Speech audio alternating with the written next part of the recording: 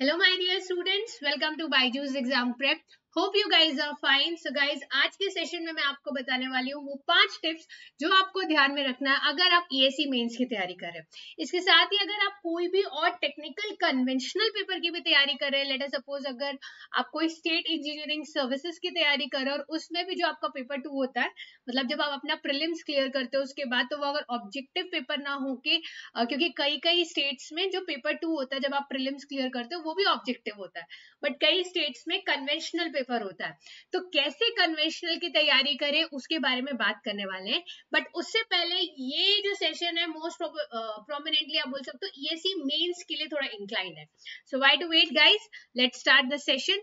तो सेशन को स्टार्ट करते हैं। अगर आप न्यू हैं और आप मुझे नहीं जानते, you can go through my profile. Next coming further मुद्दे पर बात करते हैं कि कौन कौन से टिप्स है जो आपको ध्यान में रखना है। ज्यादा लंबा नहीं खींचेंगे, जो इंपॉर्टेंट चीज है उसको ही बात कर लेते हैं फटाफट। Okay, so that no wastage of time for you as well as for me. ये सबसे पहले कि हमें डिल्यूशंस, मिसकंसेप्शंस जो है, एक होता है ना मिथ होता है कि यार ऐसा होता है, मतलब हमें एक्चुअल में हमने ऐसी धारणा बना रखी है कि हाँ EAC मेंस तो ये होता है वो होता है, जो कि बहुत गलत है। ठीक है, तो सबसे पहले अगर मैं इसके बारे में बात करती हूँ कि ये कुछ धारणाएं, आपको लगता है EAC मेंस बहुत ज्यादा टफ है, किसी को लगता है EAC मेंस बहुत इजी है।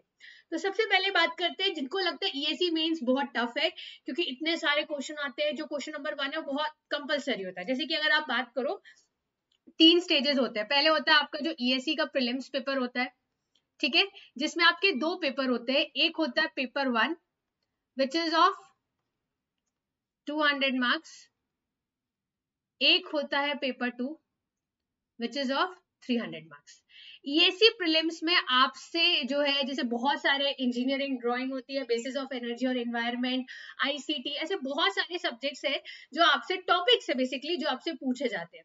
वहीं अगर मैं EAC मेंस की बात करूं तो यहाँ पे ये प्योरली टेक्निकल होता है, यहाँ पर ऐसा कुछ भी नहीं पूछा जाता। इसमें भी आपके 2 पेपर होते हैं, paper 1 300 marks and again paper 2 भी 300 मार्क्स का होता है। ठीक है, ये कन्वेंशनल पेपर होता है, जैसे कि आप यूनिवर्सिटी में लिखते हो वैसे लिखना है, बट ये नहीं कि यूनिवर्सिटी में कुछ भी लिख देते हो यहाँ पर भी वो करना है, वो काम नहीं करना है। ठीक है, ये जो EAC प्रीलिम्स है ये पेपर 5 आवर्स का होता है टोटल, और ये EAC मेंस एक ही दिन में होता है 3 आवर्स का, यानी कि टोटल 3 आवर्स ईच, यानी 6 आवर्स। जब आप इसको क्लियर EAC प्रीलिम्स क्लियर करोगे फिर EAC मेंस होगा, EAC मेंस क्लियर करोगे फिर आपका इंटरव्यू होगा, और इंटरव्यू जो होता है वो होता है आपका 200 मार्क्स का। ठीक है, तो ये पैटर्न होता है। तो आपने मतलब पहली स्टेज अगर क्लियर की है, तो सबसे पहले अगर आप सोच रहे हो कि ये पेपर इजी है, तो ये इजी भी नहीं है। क्यों? क्योंकि लाखों लोग बैठे थे इस एग्जाम्स के लिए और सीट्स तो कम है। ठीक है, मतलब इतनी सीट्स नहीं है, जैसे कि अगर आप गेट की बात करते हो, चलो आप एमटेक कर लोगे, IITs में चले जाओगे, फिर भी कंसिडरेबल सीट्स है। ठीक है, बट अब अगर मैं बात करूं तो सीट्स तो लिमिटेड है, अब तो रेलवे भी नहीं है, बट एक है कि यार रुतबा है, पोजीशन है, पावर है। तो ये जो EAC मेंस में जा रहे बच्चे, ये छटे हुए बच्चे, कहने का मतलब है कि ये क्रीम बच्चे हैं। ठीक है, आप कह सकते हो कि हाँ, मतलब उस बंदे ने पढ़ाई अच्छे से की है तभी वो प्रीलिम्स निकाल पाया। तुक्का हवाबाजी तो चांसेस बहुत कमी है कि ना के बराबर, तभी उसने प्रीलिम्स निकाला है। ठीक है, अब जब अगर आप मेंस की बात करते हो, तो उसमें 2 पेपर होने वाला है, 300 मार्क्स का, जो कि प्योरली टेक्निकल है। तो एक चीज तो समझ में आई कि भाई ये पेपर एकदम इजी तो नहीं होने वाला है, क्योंकि अच्छे क्वालिटी के स्टूडेंट्स इन अ सेंस जो सिंसियरली और सीरियसली इस एग्जाम के लिए प्रिपेयर कर रहे हैं, भाई उसी ने प्रीलिम्स निकाला है। तो इजी तो नहीं है, पर इतना टफ भी नहीं है कि आप सोचो कि हो ही नहीं पाएगा मुझसे, मैं नहीं कर पाऊंगा यार, ये तो मेरी लीग के बाहर है, बहुत ज्यादा सिलेबस है। क्योंकि जो ये एग्जाम क्रैक करते हैं वो कोई दूसरे प्लैनेट के नहीं आते, वो भी अर्थ के ही है, इंडिया के ही स्टूडेंट्स हैं। ठीक है, आप शायद उनसे परिचित भी होंगे बहुत लोगों से। तो वो एक नॉर्मल ह्यूमन बीइंग है, कुछ ऐसा नहीं है कि कोई प्रोडिजी चाइल्ड है कि बचपन से ही मतलब 14 इयर्स में उसने PhD कर ली हो, ऐसा तो कुछ है नहीं। ठीक है, तो कहने का मतलब है इतना टफ नहीं है और इतना इजी भी नहीं है। हाँ, अब देखो, अगर एग्जाम टफ होगा तभी तो उसकी वैल्यू होगी। अगर आप बोलते हो UPSC IAS में जो टॉपर आता है सब उसका इंटरव्यू लेने जाते हैं, क्यों लेने जाते हैं? अगर इजी ही एग्जाम होता तो कोई केयर करता? ऑफ कोर्स नहीं। टफ है, पता है टफ एग्जाम है, इसीलिए लोग उसको क्या करते हैं, इसीलिए क्या करते हैं भाई, उसका इंटरव्यू लिया जाता है, बताइए प्रिपरेशन स्ट्रैटेजी कैसी थी, कैसे किया, और अगर फर्स्ट अटेम्प्ट में कर दिया तो और भी ज्यादा फुटेज, क्योंकि इतना टफ एग्जाम है तभी उसकी वैल्यू ज्यादा है। सिमिलरली ये सी मेंस भी टफ है, पर इतना नहीं कि आप सोचो कि इसको करा ही नहीं जा सकता, ये टारगेट अचीवेबल है। अब सबसे पहली बात करूं, एक और मिसकंसेप्शन है, लोग सोचते हैं प्रीलिम्स और मेंस का सिलेबस सेम है। कह भी सकते हो, नहीं भी कह सकते हो। अब कैसे मैम, ये क्या आप दो चीजें बोल रहे हो?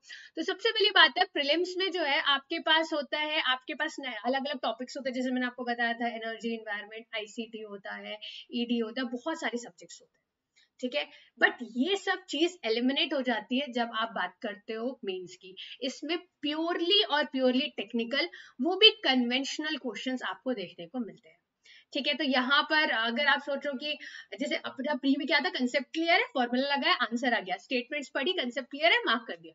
यहाँ पर आपको लिख कर एक्सप्रेस करना है। तो हाँ, सिलेबस सेम है, एक्सक्यूज मी, बट उसको अप्रोच करने का तरीका थोड़ा डिफरेंस है। और सिलेबस में भी कुछ चेंजेस है, जैसे कि आपको पता है कि आप जो अपने डिफरेंट टॉपिक्स है वो सब एलिमिनेट हो जाते हैं जब आप कन्वेंशनल की बात करते हो, ठीक है।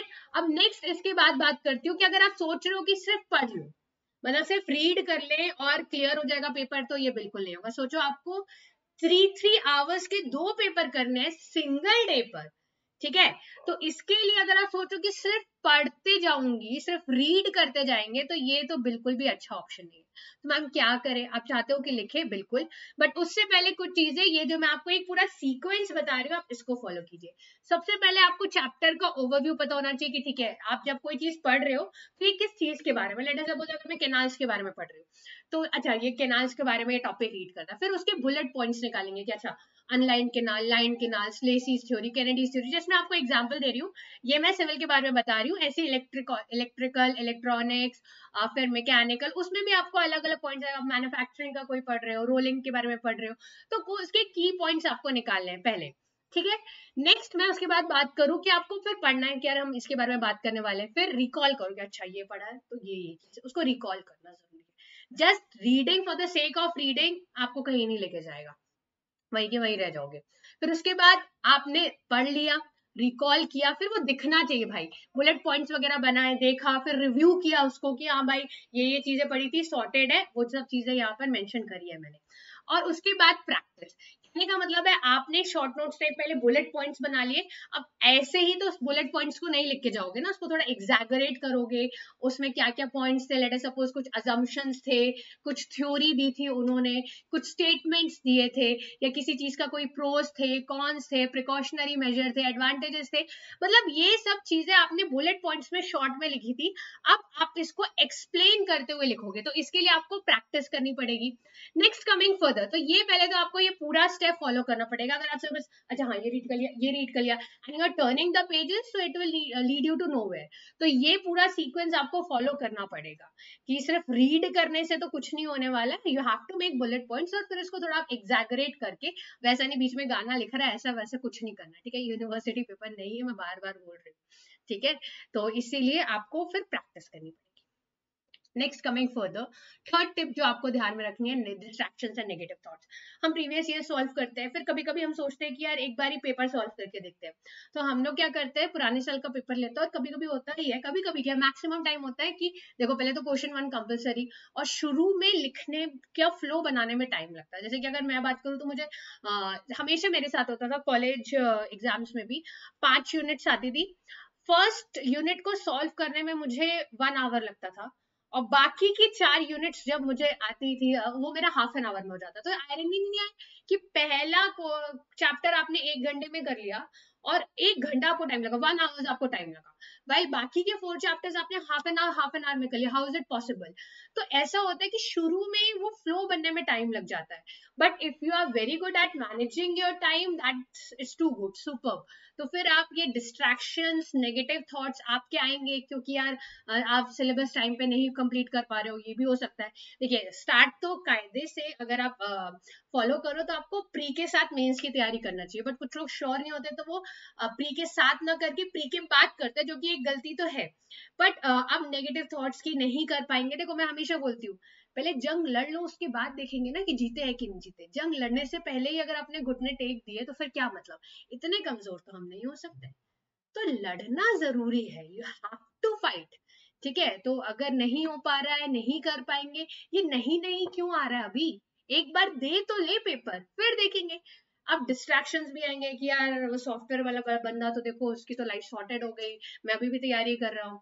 तो ऐसी चीजें आती है, बट ऑब्वियस ये नेचुरल ह्यूमन बिहेवियर है, बट इससे अपने आप को जितना हो सके दूर रखना है। साथ में अब एक्चुअली आजकल क्या हमारे पास मोबाइल है, तो हम आउटर वर्ल्ड को देख के ज्यादा फैसिनेट हो जाते हैं। Sometimes we are happy, but आजकल हैप्पी दिखने से ज्यादा इंपॉर्टेंट है कि हम लोगों को शो करें, अपना व्हाट्सएप स्टेटस डाले, इंस्टाग्राम में रील्स बनाए, पिक्स डाले कि सी आई एम हैप्पी।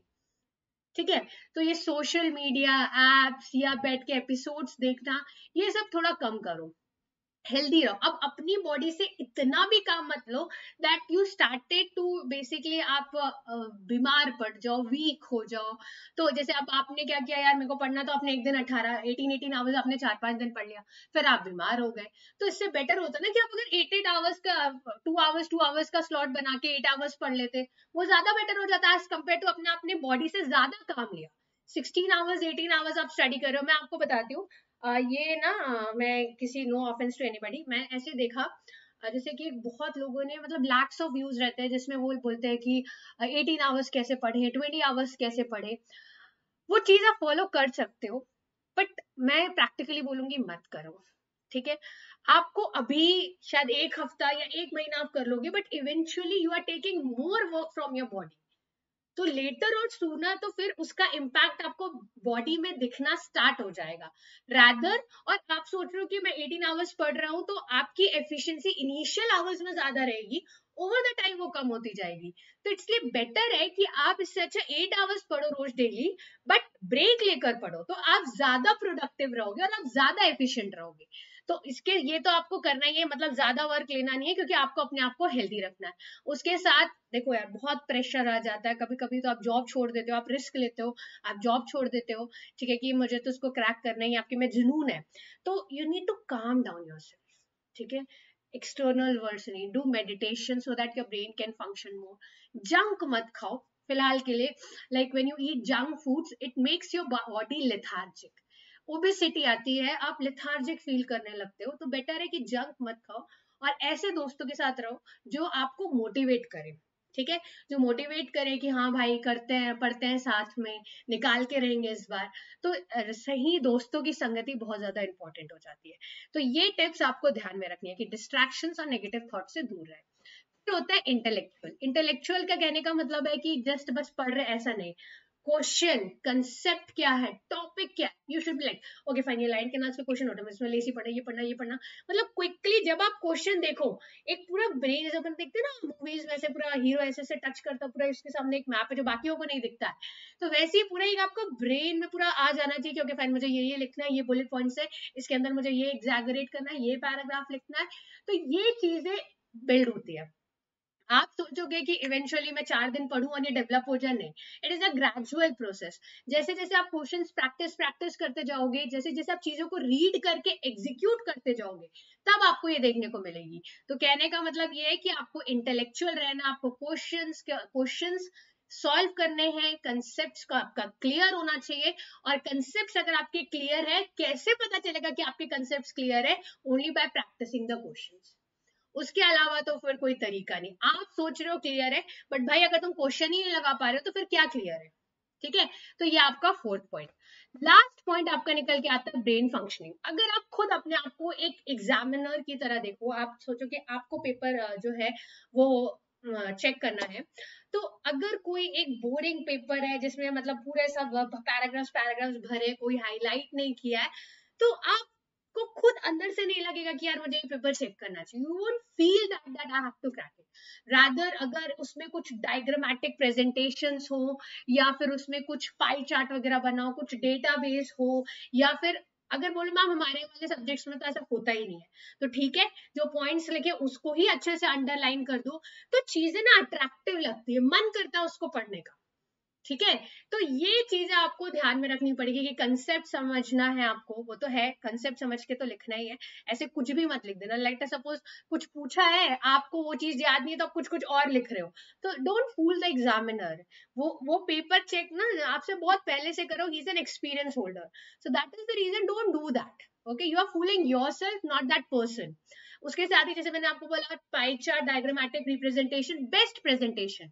देखो, आपकी शक्ल नहीं जा रही है वहां पर, ये कितना नॉलेज है वो कैसे पता चलेगा?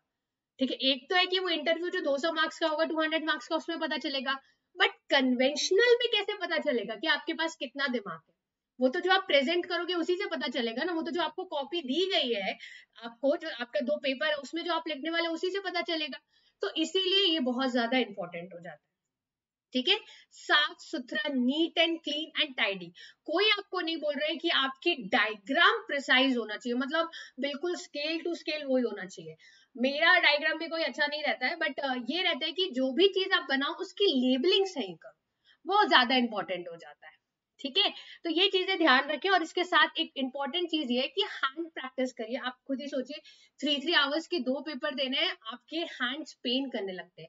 तो पहले तो आपको प्रैक्टिस करनी है कि आप की हैबिट होनी चाहिए लिखने की। ऐसा नहीं होना चाहिए कि वो फाइनल डे पर ही आप 2 पेपर दे रहे हो 3 3 आवर्स के, और उससे पहले आपने प्रैक्टिस नहीं किया। इवेंचुअली एक टाइम के बाद पेपर 2 में आप आउट हो जाओगे कि नहीं हो पा रहा है, क्योंकि वो आपका फर्स्ट टाइम था 6 आवर्स पेपर एक दिन में देने का। So that is the reason you have to practice, hand exercise करो। ठीक है, और पेपर दो, आप कोई प्रीवियस ईयर पेपर उठाओ और आप टाइमर सेट करो और प्रैक्टिस करो। There is no other way. ठीक है, प्रैक्टिस के बिना, practice makes a human perfect. तो प्रैक्टिस तो करना पड़ेगा भाई। अगर तुम सोचो कि सिर्फ रीड करके टॉपर बन जाते हैं, तो ये तो कभी हुआ ही नहीं है आज तक। ठीक है, कन्वेंशनल क्वेश्चन सॉल्व करना है तो प्रैक्टिस करना पड़ेगा, और ऐसे नहीं अच्छा ये लिख दूंगा, नहीं, लिखो उसको। ठीक है, अगर 2 फ्रेंड्स तैयारी कर रहे हैं तो तुम भी करो वही पेपर, तुम भी करो। लाइब्रेरी जाके करना, लाइब्रेरी जाके करो। घर में करना है, घर में करो। वो अपने घर में करा, आप अपने घर में, ठीक है। उसके बाद सेंड कर दो दोनों एक दूसरे को, और मार्क्स दे दो, एक दूसरे को ही मार्क्स दे दो। ठीक है, तो ये आपको करना है, ये ज्यादा इंपॉर्टेंट निकल के आता है। ठीक है, तो आपको पता चलेगा कि यार मैं 3 आवर इनिशियली नहीं कर पाओगे पेपर सॉल्व, पर इवेंचुअली हर साल का पेपर सॉल्व करते करते एक तो आपको समझ में आएगी गलती कहाँ करूँ, कि nobody is best teacher than yourself. और सेल्फ इवैल्यूएशन बहुत ज्यादा इंपॉर्टेंट निकल के आता है। तब आपको पता चलेगा, अच्छा मैंने ये क्वेश्चन में ज्यादा ही टाइम दे दिया, इतना टाइम रिक्वायर्ड नहीं था, ये क्वेश्चन को मेरे को ना ऐसे अटेम्प्ट करना चाहिए था, इस क्वेश्चन में मैंने बहुत कम लिख दिया, मुझे थोड़ा ज्यादा लिखना चाहिए था। तो ये इवेंचुअली आएगी, सिर्फ एक पेपर देने से नहीं आएगा। प्रीवियस ईयर पेपर उठाते जाओ, प्रैक्टिस करते जाओ, that is the only thing. और अगर फंस रहे हो कहीं पर, अब देखो, अगर फंस रहे हो, अगर कंसेप्चुअल मिस्टेक है, वापस जाओ, नोट्स पढ़ो, फिर करो। ठीक है, तो ये टिप्स है ईएससी मेंस की, फॉलो कीजिए बिल्कुल। और अगर आपके कोई क्वेश्चंस है तो प्लीज मुझे बताइएगा। आप मेरा टेलीग्राम ग्रुप ज्वाइन कर सकते हैं, या आप कमेंट सेक्शन में भी पोस्ट कर सकते हैं। And we are happy that if you join your journey with us. Thank you everybody, take care of yourself, bye bye.